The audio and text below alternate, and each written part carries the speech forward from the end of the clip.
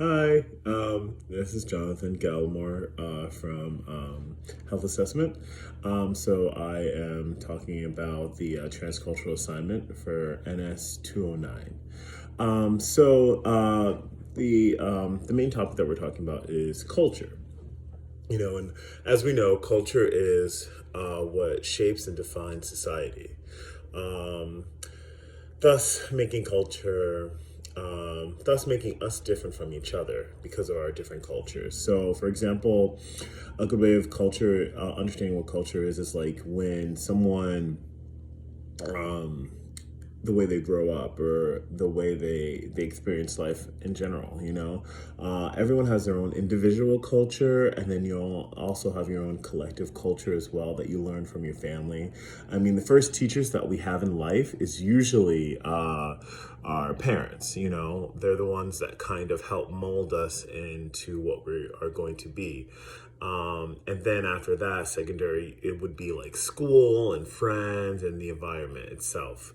So that's why, with kids, they're very impressionable because they're really, when you're very young, you're looking for culture. You're looking for like something to mold you and build you and change you in a way that, defines who you are as a person.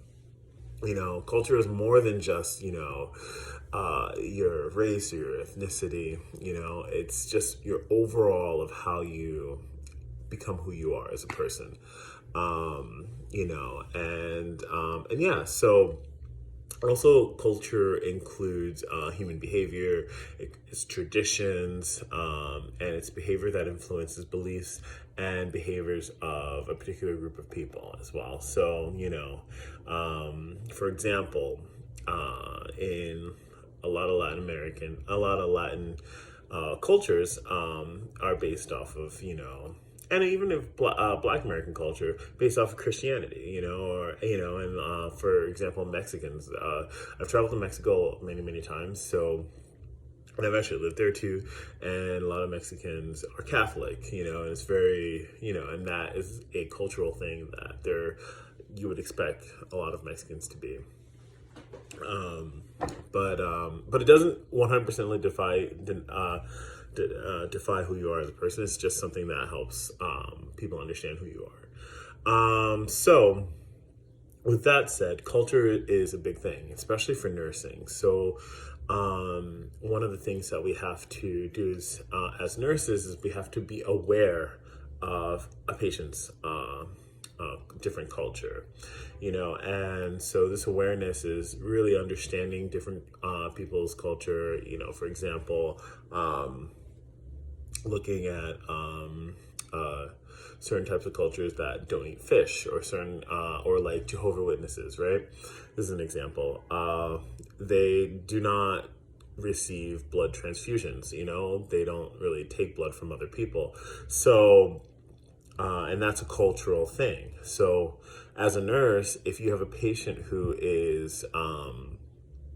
needs a blood transfusion, but then they refuse, number one, you need to be aware of their cultural differences with this. So, and then number two, you have to have a sort of attitude towards it. So, you really, as a nurse, we are patient advocates. So we have to kind of be there for them and advocate for them. So from there, if they're not going to get a blood transfusion, then we have to figure out other means other than giving them blood, which includes, and this is part of like knowledge. So, one of the things that helps with the attitude of understanding other cultures is, being more knowledgeable about like a person's culture and understanding, hey, like, I am going to understand this culture and figure out, hey, we do this and that, Another thing too about the components of culture of being giving culturally competent care would be also skills as well.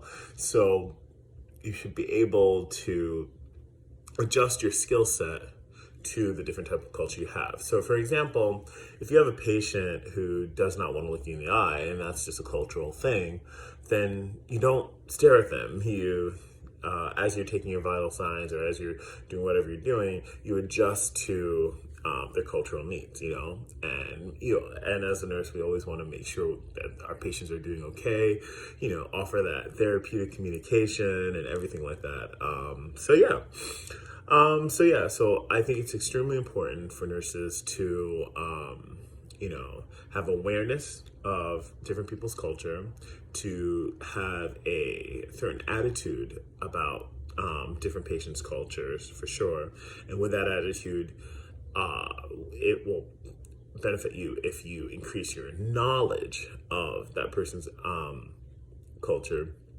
And then, fourthly, adjusting your skills to that person's culture, and really understanding, because everyone comes from different backgrounds, and we all have to just understand each other and work together. And as nurses, as empathetic healthcare professionals, we have to really, really, really, really, really understand people and their differences, and really, really, really do our best to be that patient advocate, because that's what we are as nurses. We're patient advocates, and we're here to help them. So if there's something that isn't working for them culturally, we as nurses understand that, and we have to advocate for our patients. So if they can't eat fish, or if they can't eat a certain type of food, we as nurses will call a dietary aide and be like, or call the dietitian and be like, hey, our patient isn't going to eat this. Can you please give us another tray of something, and, blah, blah, blah, or,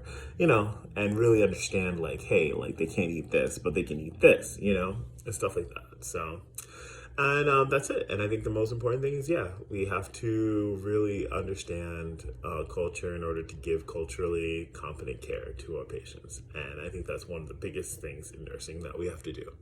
All right. Thank you.